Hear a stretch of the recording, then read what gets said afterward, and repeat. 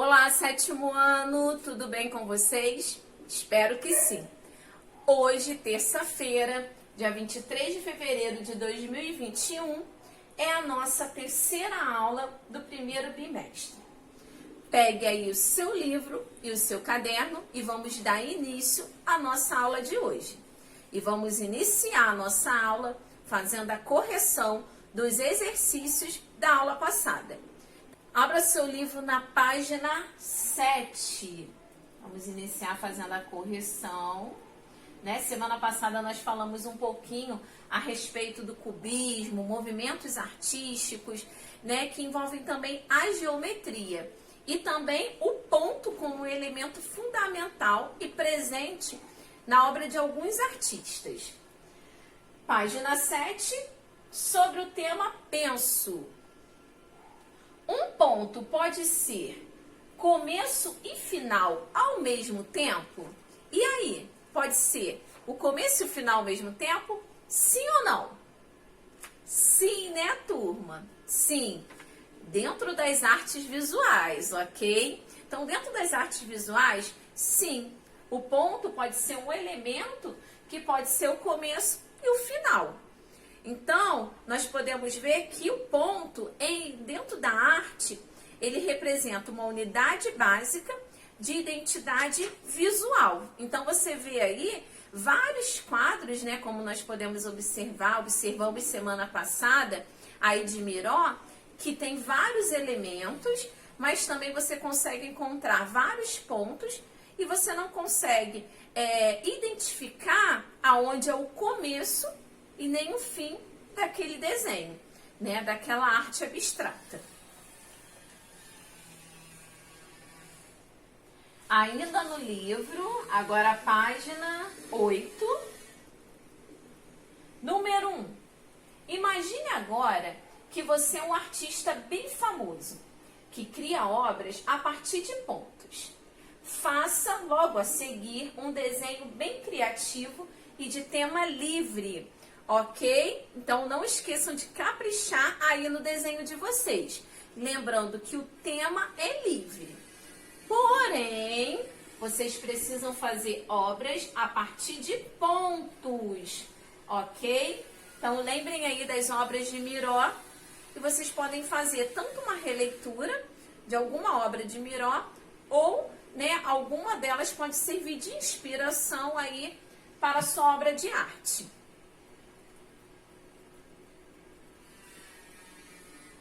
E turma, agora a atividade de casa do caderno.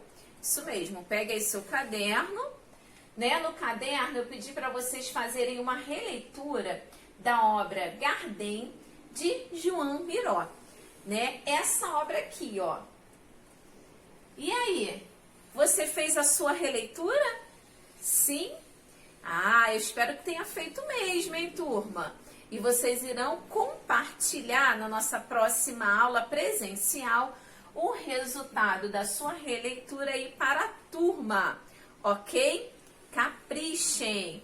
Professora, eu preciso fazer igualzinho a obra de Miró?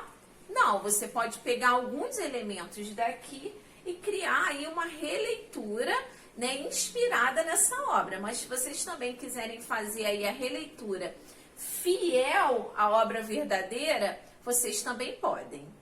O que não podem é deixar de fazer a atividade.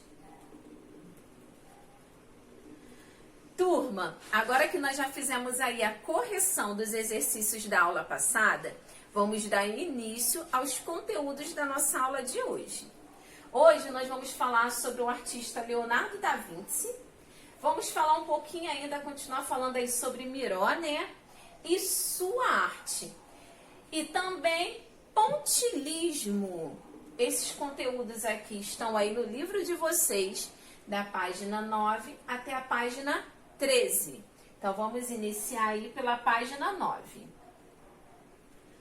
É a partir de um ponto que damos início aos nossos rabiscos e aos nossos desenhos. Ele é o menor elemento da linguagem visual, mas apesar disso, é a partir dele que são construídas as imagens. Um ponto isolado chama muita atenção de quem pinta ou desenha. Ao desenhar, caminhamos pela estrada da imaginação. Segundo Edith, geralmente entendemos o desenho como coisa de lápis e papel, como esboço ou croquis, e explicação de alguma ideia, a representação de algum objeto. Desenhar é um ato de criar, produzir algo novo por meio de linhas, dando profundidade a uma superfície plana, ao papel, a uma tela. Dando continuidade, normalmente pensamos em pontos como começo ou fim de algo.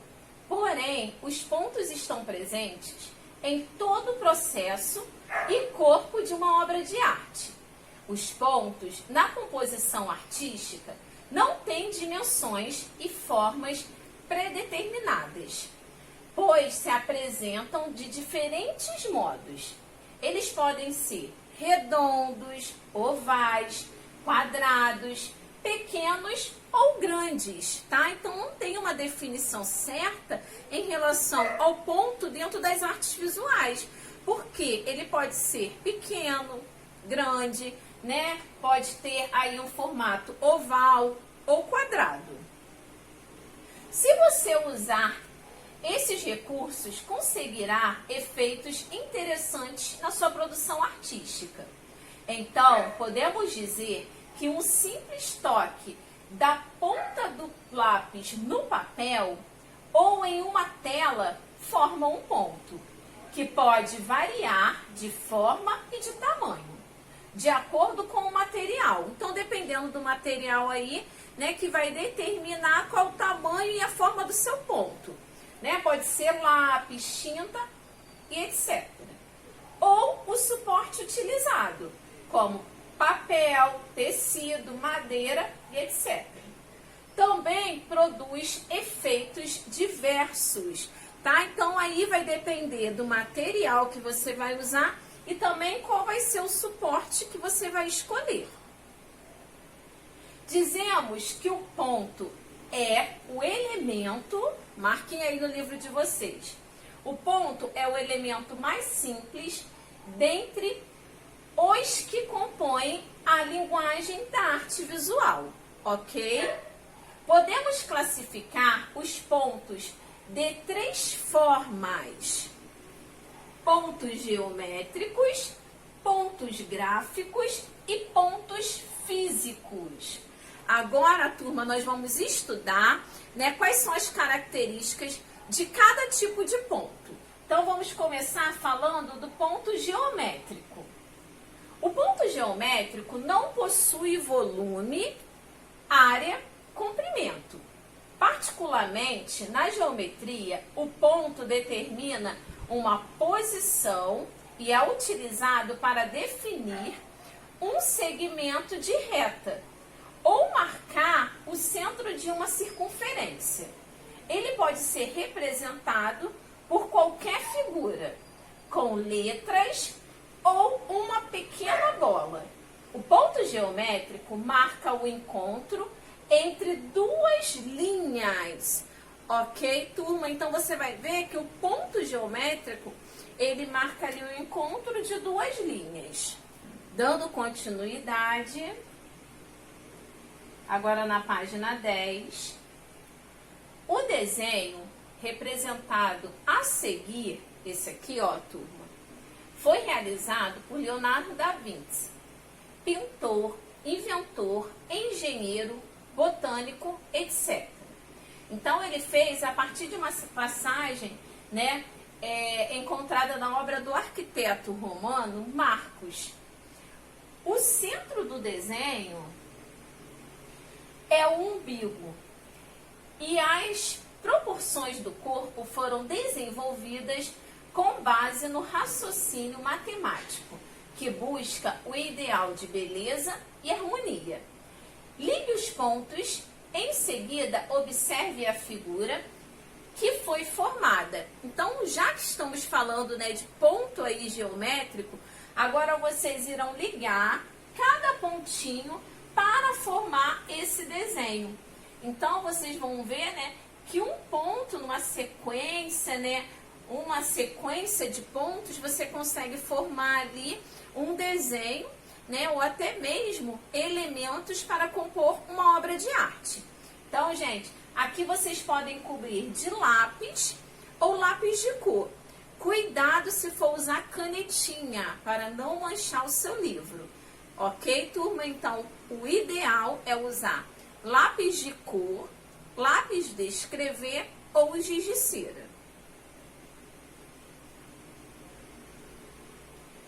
Agora vamos falar um pouquinho sobre as características do ponto gráfico. O ponto gráfico é um elemento plástico marcado em uma superfície, utilizado para caracterizar volume, tá? Então, o ponto gráfico ele é utilizado para caracterizar volume. É este o ponto definido pelo artista visual, que escolhe a sua forma e a sua dimensão.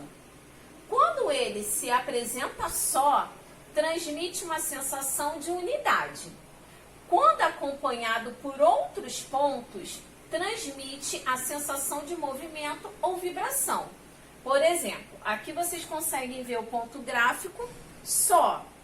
E aqui, numa sequência que transmite a sensação de movimento. Agora vocês irão preencher o retângulo abaixo com pontos de diversos tamanhos. Você pode utilizar diferentes cores. Pensar em uma sequência para os pontos ou fazer de forma aleatória. Só não esqueça de preencher todo o retângulo com pontinhos, ok, turma? Então, nessa atividade, vocês irão fazer aqui uma composição toda feita com pontos, tá? Então, vocês podem usar cores diferentes.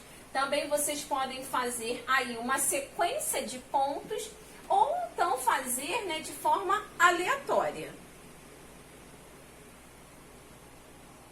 Após preenchê-lo completamente, observe primeiro de perto e em seguida de longe o efeito criado. Então, vocês vão ver que nessa atividade aqui, quando vocês observam de pertinho, vocês vão conseguir um efeito.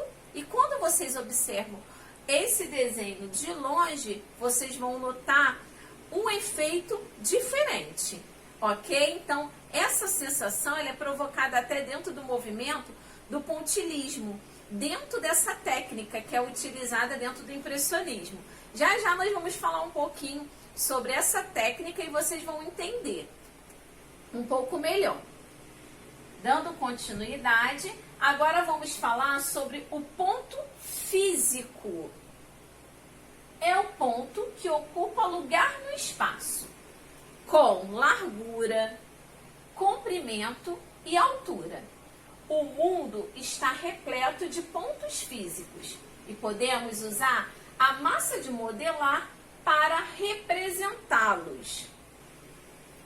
Agora, utilizando a massa de modelar, construa um objeto que possua a característica fundamental do ponto físico, que é a tridimensionalidade, que é a altura, que tem altura, largura e profundidade, tá? Então, já fala, ponto físico, vocês irão fazer um objeto aí, né, que tenha largura, altura e profundidade.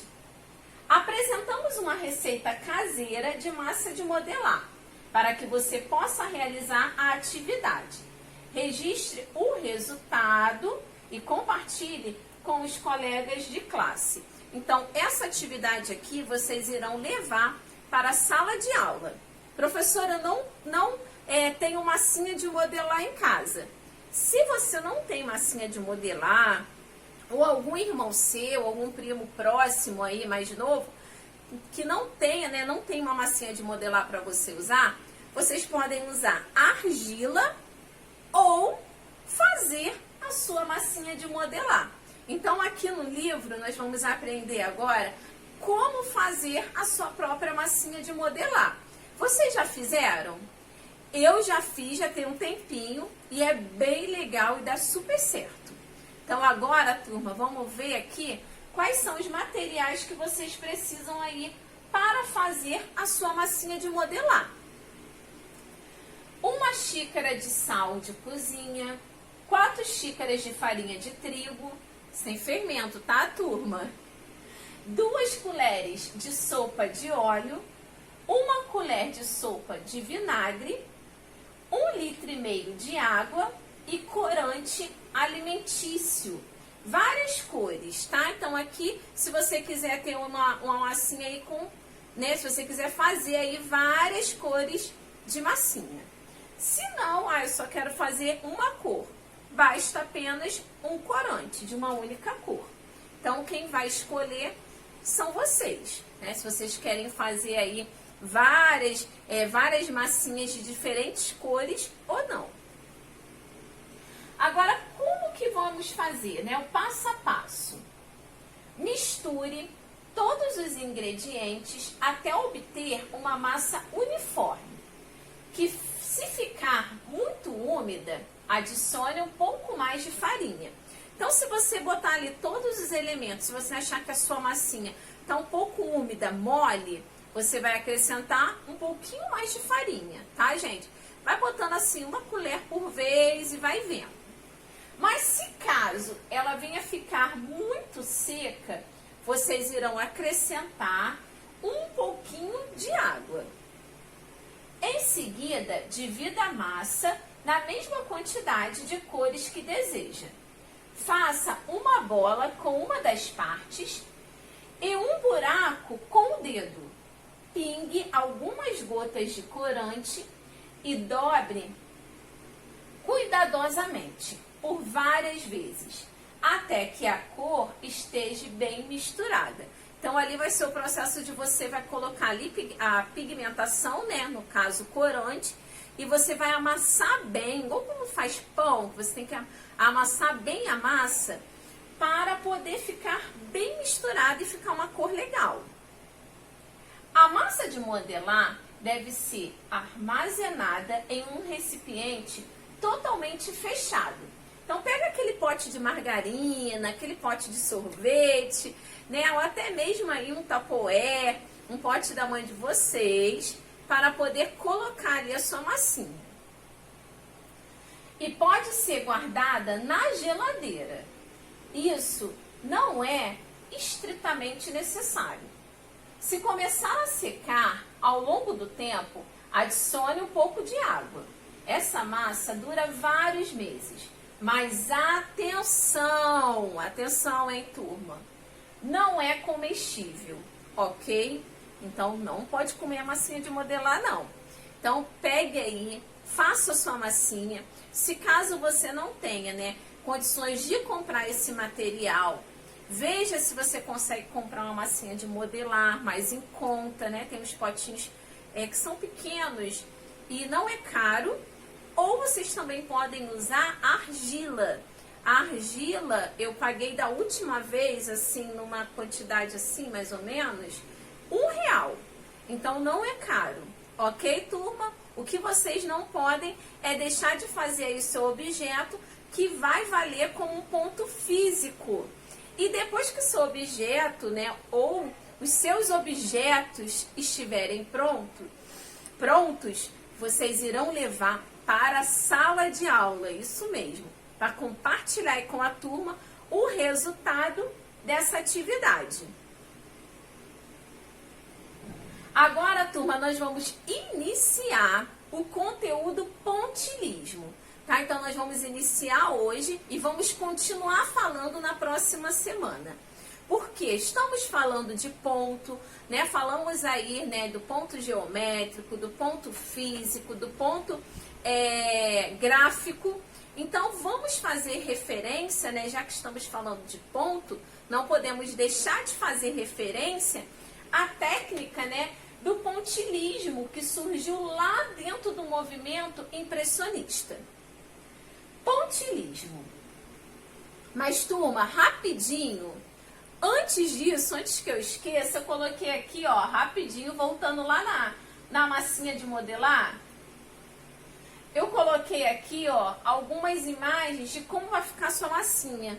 Então, ela fica nessa textura aqui, ó. Quase que eu esqueci, hein? Aqui, turma. Ok? Eu sei que vai ser muito divertido. Ah, e mais um aviso importante. É muito importante, assim que vocês terminarem de fazer, limpar toda a bagunça, ok? Então, todo artista, ele precisa limpar a sua bagunça depois de fazer ali a sua experiência, a sua obra, a sua pintura, ok? Então, caprichem aí na massinha, mas também caprichem na limpeza do local onde você fez. Agora sim, vamos falar sobre o pontilhismo. Iniciar. Ó, página 12, ok, turma? Agora sim, pontilhismo. O impressionismo é um movimento artístico que surgiu no século XIX, na França, e trouxe uma nova visão sobre a natureza, na qual a luz e o movimento são os elementos principais. Os artistas pintavam ao ar livre para aproveitar a iluminação própria de cada período do dia. O movimento pós-impressionista ou neoimpressionista, conhecido como pontilhismo, surgiu em reação ao impressionismo e à pintura tradicional. Turma, o impressionismo, ele surge ali para o quê? Para tirar um pouco aquela característica da pintura tradicional, aonde era feita somente dentro do ateliê. Então, o impressionismo, ele faz com que os artistas, eles saem de dentro do ateliê e vão pintar ao ar livre, né, usando ali a luz como fator fundamental. Então, eles pegam ali e começam a pintar, né, com a luz natural. Então, vocês podem ver que a maioria dos desenhos, das pinturas impressionistas, são feitas à luz do dia e utilizando a técnica do pontilhismo. Então, aqui vocês já conseguem observar, gente. Observem aí no livro de vocês de pertinho. Ó, aqui não tem pinceladas contínuas. Então, vocês vão ver que dentro do pontilhismo, eles são utilizados, eles pegam, né, os pintores pegam aí o pincel e começam a fazer pequenos pontinhos. Então, assim, é uma técnica que dá muito trabalho, tem que ter paciência para poder fazer. Mas o resultado, né, fica bem interessante, porque quando você observa essa obra aqui de longe, você consegue ver os elementos, né, que compõem aqui essa obra de arte. Então, vocês conseguem observar que tem aqui um barquinho, aparentemente uma pessoa aqui, né, parece que está remando, os elementos aqui naturais, as árvores e também a questão aqui da luz. Então, se vocês observarem aqui, ó, né, a impressão aqui do reflexo por conta dessa técnica que fez os artistas saírem de dentro dos ateliês e irem pintar ao ar livre. Então, como eu falei, né, a característica técnica, ela utiliza que ao invés de pinceladas contínuas, sejam feitos pequenos pontos de cores, tá, que proporcionem um efeito, né, desejado pelo pintor. Então, aqui, ó, esse quadro também, ele foi utilizado, nele a técnica de pintura do pontilhismo. Então, ó, vocês conseguem observar melhor aí no livro de vocês, de pertinho, os pontinhos, mas de longe você consegue observar aqui a paisagem. Então, são os olhos de quem observa que assimilam esses pequenos pontos, gerando os tons intermediários na construção da imagem. Então, turma, hoje nós vamos finalizar aqui essa parte do pontilhismo. Semana que vem vamos dar continuidade, vamos falar um pouco mais sobre o movimento impressionista, sobre a técnica do pontilhismo e observar mais imagens, mais obras de artes aí que utilizam dessa técnica. Ok, turma? Então, por hoje é só. Nos vemos semana que vem. Façam aí as tarefas, os exercícios, sempre com muita atenção, muito capricho e muita dedicação. Uma terça-feira abençoada. Fiquem com Deus e até semana que vem.